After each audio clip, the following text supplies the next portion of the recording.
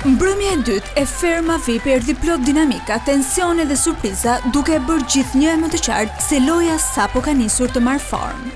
Asnjëherë s'kisha jetuar me njerëz normal. Spektakli nisi me nota humori ku në qendër të vëmendjes ishte Mimoza Ahmeti.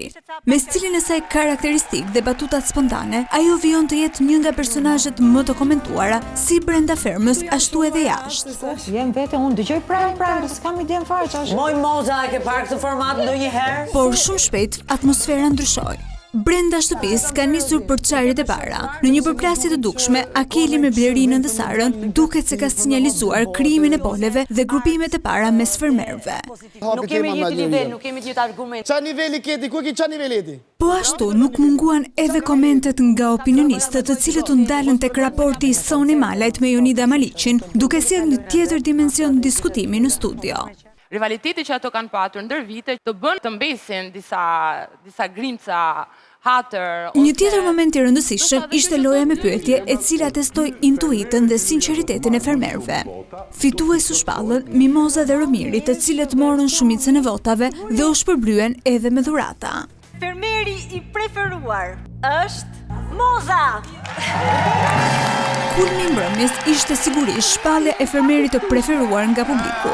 Me shumicë votash, ky titull i shkoi Mimoza Ahmetit, e cila falenderoi publikun dhe nuk kurseu batutat. Thonë për mua që je pa kuptueshme.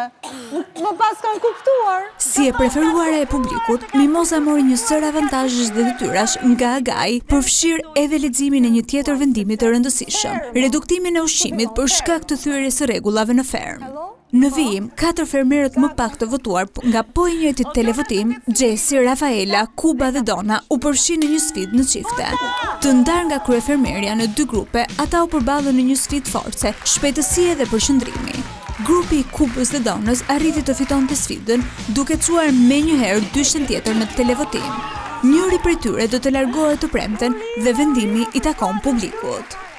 Dhe në këto qaste, unë do të hap zyrtarisht televotimin! Një tjetër vendim i rëndësishëm erdhi nga Agai, i cili dërgoi në fakir 2 prej konkurrentëve të votuar nga vetë fermerët si shkelësit më të mëdhenj të rregullave gjatë 3 ditëve të para.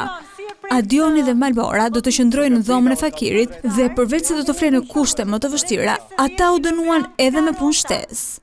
Në fund, një surprizë e veçantë solli një moment më të ngrohtë në fermë. Tremacët e Mimoza Ahmetit u bën pjesë e shtëpisë, duke sjellë emocione dhe një atmosferë më familjare për konkurrentët. Ferma VIP 3 po hyn kështu në një fazë ku aleancat, përplasjet dhe strategji do të jenë vendimtare për rrugtimin e çdo fermeri. Ndaj, të gjitha dinamikat e fundit mund t'i ndiqni live në 2 kanale të dedikuara, në platformën YouTube si dhe në përmbledhje ditore në orën 17 në ekranin e Vision Plus. Një përqafim në një herë të gjithë.